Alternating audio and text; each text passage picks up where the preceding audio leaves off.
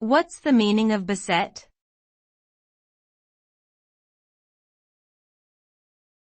Beset.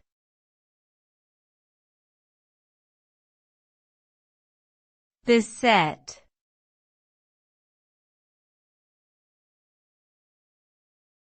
Beset.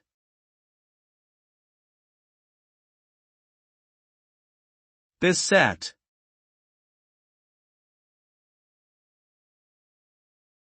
The word beset means to be surrounded or overwhelmed by problems, difficulties, or dangers.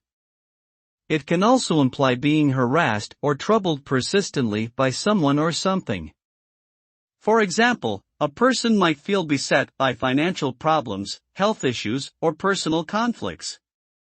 In addition, natural disasters such as floods, hurricanes, or earthquakes can beset a community. Beset can also be used in a figurative sense, such as being beset by doubts, fears, or anxieties.